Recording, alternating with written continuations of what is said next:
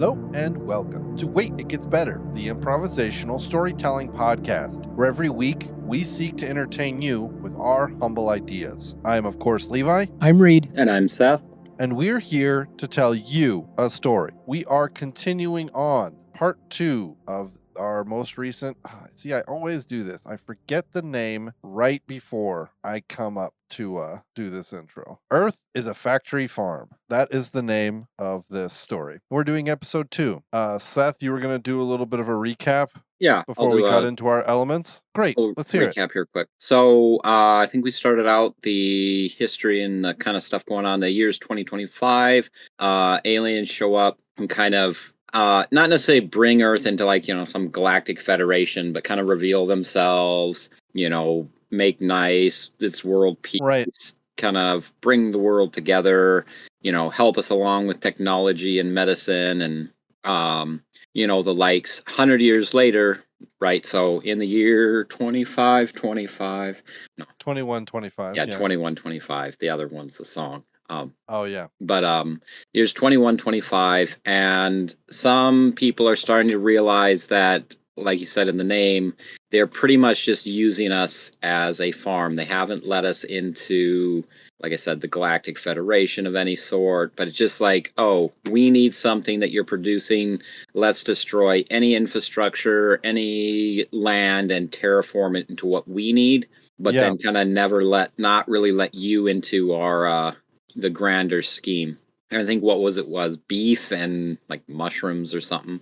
Yeah, I think that's what it was. So they've destroyed infrastructure and like historic stuff, and everybody's gone along with it, because they've got, like a cancer curing pill and, like a longevity, youthful serum and, really just kind of schmoozing up to everybody, kind of how these things go. You give them bread and, circus, and they kind of forget about the terrible thing that's going on. Right. And so that's now been going on for about 100 years. And there's some resistance now kind of growing, or maybe it's always gone on. I would say that there's always been some of this going on. Yeah. They kind of, according to kind of, whatever their code, they can't just wipe it all out because, they're supposed to be our friends or, kind of... Yeah, there's some greater galactic laws in place that they can't just kill us all. They have to, work with us, but they can keep us as a developing race, and keep us kind of pigeonholed, as it were. Yeah, and then and that's kind of what's going on with the kind of history and setup of that. Reed's element last week was the magic system. And he brought up elves. So you have kind of like a race of people that have been here. They've always been here, but they have more of like a subtle connection to, kind of I think some of it had to do with like the color green. The plants with the chlorophyll and not like they have wizard powers where they wave some staff or wand and call down lightning, but I think it was more just some subtle singing to the trees, a little bit of a subconscious disruption to some of the other technologies that go on, and then and do these people have a longevity of life, Reed? Can't remember if by elves, if they were not long-lived or... Okay, so not particularly. Yeah, actually they do, but more from, they got some, but it isn't like Tolkien's elves or anything like that. Right. Okay. They live long and healthy lives, generally. It's not surprising to live over 100, but now, for the last 100 years, everybody's been benefiting from the medical expertise of the aliens. So, it's getting, but not intrinsically, right? Yeah, okay. And so I think some of them have a kind of a role to play in the resistance of, kind of what's going on, especially as, the good green earth has been...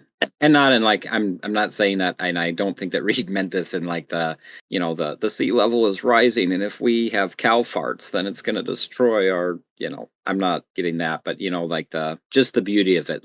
I think Reed was talking about seeing the sunset or stepping out into the forest where it's just the light hits it and that color. I've been in some of the places like that where it just absolutely. It just hits and it's magical.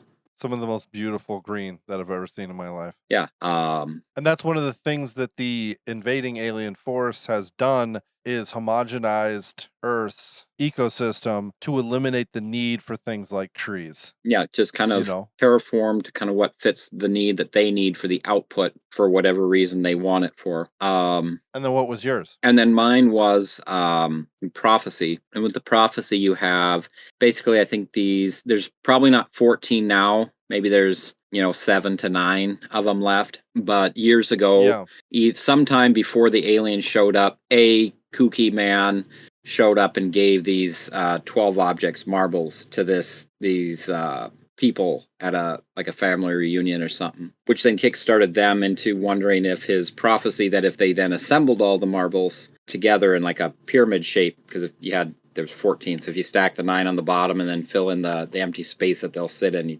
right? If you assemble that, they'll make the most powerful weapon known, but it'll bring about the destruction in the end. So then he ran out and got hit by a bus or a carriage. I don't know when this would have happened, but at some point before the aliens. But then some of these people took this super serious, especially now. Perhaps they're trying to leverage for the rest of the marbles from the other families to perhaps use this to fight the aliens. Right. And then some of them kind of didn't take it seriously and gave it up right away, or some of them simply just don't want the ones that do take it seriously to kind of get what they want. So you have some different dynamics with now what are these pretty powerful families in the world that are all kind of vying at each other to get away from these little marbles, and they don't know if they really do stack them up. Anything. I mean, the guy had this dream journal, so it kind of seems mystical. So it could play into being something actually like he said, or just a crazy kook. But that is the kind of the mystery of it. Cool. What story elements did you guys have for this week? I have recurring character. I have famous person. And I have hero. Wow. So recurring character means a character from a different story that we've already written. Right. And famous person means anyone who canonically in the world is famous. And hero means obviously the coolest and main character. Not necessarily, but who should go first? I think either famous person or reoccurring character. I think reoccurring character should go first. Yeah, let's see who he's pulled from. I'm kind of stoked about this one, actually. It's a character that one of the, oftentimes we get our story elements and somebody comes up with a story element and we don't ever really, it doesn't get used completely. Yeah. It doesn't get fully developed. Yeah. Well, this last winter around December, we had a story called Coming Storm. And I think Levi had the beginning scene where he introduces a character called Inspector Clarence, Private Eye. And he's like, goes up on the roof and he just like, there's a storm coming. It's sort of, and it was full of not only, clouds and wicked looking weather, but also kind of a portent of a storm in the greater sense coming. Yeah, some great struggle. Right. And it turned out to be a really cool story. Maybe I think went like 4 episodes. But anyway, I never felt like this. One of the things that came out of that is that something that the aliens had tried to reprise in order to do their subtle kind of societal control. They've got the technology to control the flow of information and whatnot. And one of the things that came up out of that old story was this Inspector Clarence. He would take jobs that, he had to work, right? You had to get take a job where the money is. And one of the things that would come up in that old story was, digging up dirt on people, because there was a system where you got ahead by having the right social score. So if you had skeletons in your closet, it could disrupt that. And now the aliens had, and then of course also their human partners and collaborators, they're interested in keeping everything nice and calm, and so that everybody just accepts this transition to a worldwide economy based on meeting the needs of the aliens and, turning us into a giant, vassal state, so to speak. And so they've re-upped this thing. In order to get along, you have to have the right social score. Yeah. And anyway, Inspector Clarence gets called on because of his expertise. And of course, they weren't swift enough in understanding human culture that Inspector Clarence is kind of an independent guy, and he kind of sees things. And I thought it would be good to bring him back because he definitely sees a storm coming here. Cool. Well, I'll have to go back and listen to that to get some context on what we wrote about him. That does look like it was around December. Yeah, the coming storm. Yeah, it was a pretty good story. Is that where they had the like the BioShock style? Yeah, like the Utopia the ultra ocean or- capitalist cities. Yeah, the like super opportunity cities. Yeah. Yeah, I think that was that one. Cool. Seth. Yeah. You got any what's your famous person? I was gonna bring a more historical character back, but being that Oh, that's fine.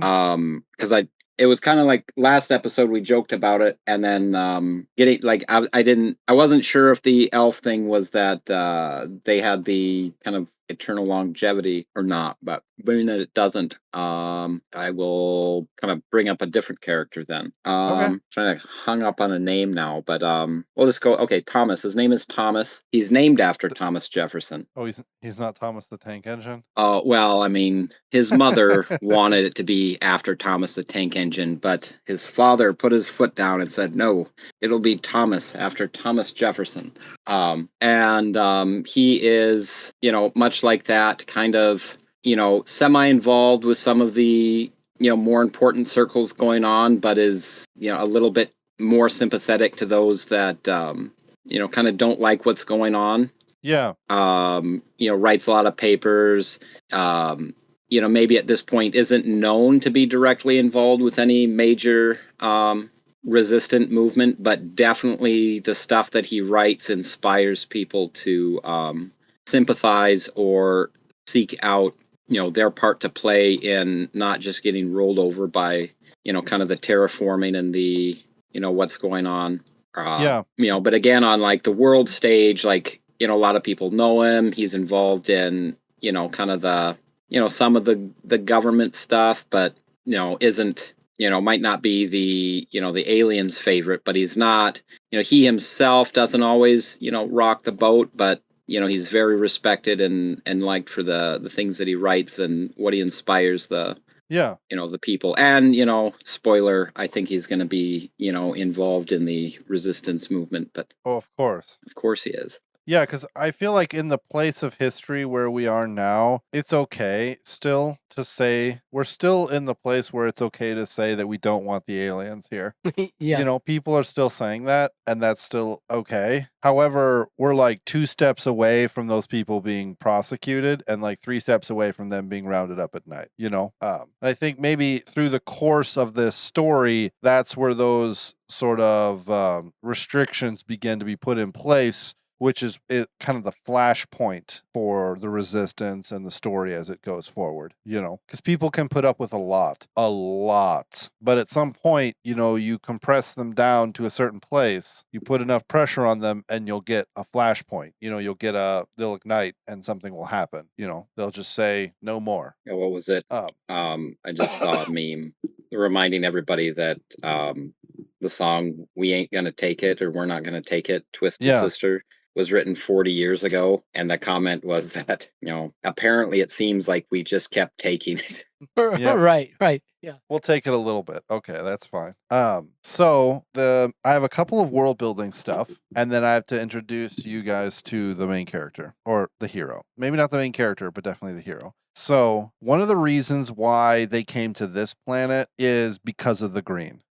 It's the unique terraforming ability that the elves have, right? They bring plants from other planets, and how they travel between planets, we're not sure, right? It could be interdimensional. They don't have ships, but the elf race is in fact an alien race all by themselves. And they were tasked with, thousands, tens of thousands of years ago, a million years ago, however long ago, with moving from planet to planet and helping it along plant-wise, So you could cut down the need for a planet to grow up as far as being able to sustain life, from 100,000 or 200,000 years down to like 10,000 years, which is kind of one of the weird things because humanity has this like, how old actually are we? You know? Yeah. There's like a lot of evidence that we're really old, but then there's some evidence that like humanity itself is actually really young, and we gain information so quickly that if we're actually as old as we say, then we're actually a lot stupider than we think we are, you know? So this is kind of like an answer for all of those things, you know, that the elves were sent here. They were kind of like the farmers. You send the farmers to the places to grow up the planets, and the elves liked Earth. Good temperament, good space. The existing biomechanics that were here were worked well with them. You know, the existing species, they brought very little to Earth, you know, and that's one of the reasons they liked it, is they were able to grow and use the existing flora and fauna that existed on Earth to help it flourish, right? So humans were here already in whatever form you want to assume that humans were here, whether it was some more ape-like, less Kangaroos. Nope. We evolved from kangaroos. No, we did not. Some Neanderthal, or whether we just popped right out of the ground as human beings, however you want to say it, regardless. Now, the aliens that have come now in 2025, they suffer from green blindness. They need it because of the creation of biologically available, bioavailable nutrients. But they suffer from green blindness, where it's a condition of they don't like beauty isn't a thing they can respect in green. And this is just a result of their own evolution, you know, in their own star clusters, hundreds of thousands of light years away. And what that allows them to do, that's why they didn't just come and wipe us out, is because they needed an intermediary race that didn't suffer from green blindness. And when I say green blindness, I don't mean just the color green. I mean the magic system green, right? They don't have a green thumb, right? It's not a thing that they possess. So they needed an intermediary, and they thought when they came and they did their scans that there were no elves left on Earth. But here's the problem. They suffer from green blindness. There's always elves wherever there's living things. It's like it's a too big to fail fallacy, where they assume that because they have looked to their complete amount, that the answer is in fact yes or no, where the answer is in fact it was never. You know, the Heroes of the Horn, for those who get the reference, we're never going to serve the dark. Right. Of course not. You know, doesn't matter that the myths say whoever blows on the horn of Valeri, no, right. It was never going to happen. They didn't stop being who they were. Yeah, Merlin was never going to serve the big head. Exactly. It was never going to happen. It doesn't matter how much you think it was going to happen. It wasn't going to happen. So that's why they kind of came. Now, on to the hero. Our hero's name is Monty. He is a simple man who enjoys simple things. And the thing he enjoys the most is his half-acre garden. If there is a person who has a green thumb on the planet Earth, it's Monty. Now, Monty does not bother himself, or has not bothered himself, with any of the laws or the rules or the best efforts. He grows things. He grows things and he cooks. That's his thing. Bacon is his favorite food. Beans, he grows his own beans. He grows his own mushrooms, his own tomatoes. He grows everything himself. And this is this plot of land that he has was passed on, from him for generations. And there are subtle indicators, if you were to walk through his garden, that the elves like Monty a lot. Right? If it's the softball sized tomatoes, if it's the fact that nothing seems to wilt, no bugs seem to make their way in, if it's the inscribing on the stone arches around his garden of little men, short people tending to gardens and things. This is a sacred grove where 200 years ago, elves and men worked together. 300 years, more like 500 years ago, elves and men worked together. I have a picture of like ever, tweaking and making perfect his like special brine for pickling of each, like his pickled okra is something like, it's like world famous. right? Right. Well, it would be. Of course it is. But the problem is that the world, because the modern mainstream have embraced this new alien force, they have Right. embraced green blindness, Ooh, right? yeah. So it's yes, if you try it, it's delicious. If you know him, it's famous, but it's so easy to miss him because Right. the focus of the world has moved away from green. Let's just say he's not like focusing on his social media hits. Right. So what is social media? Right. You know? And the birthplace of Monty's hero quest is when the elves finally come to him and tell him that the thing that the aliens want is their seed, right? They have this thing that they make, and they call it the seed because it looks like a seed, Mhm. it acts like a seed, but basically it's an engine. It's a terraform engine, right? And you plant it and you take care of it and it will sprout, and in a matter of 2,000 years convert a desolate planet that, as long as it has an atmosphere, into a lush tropical sphere, right? You can't introduce animals into it, but it has the genetic. It's a computer. It's an engine. It has the genetic ability to create and spawn all forms of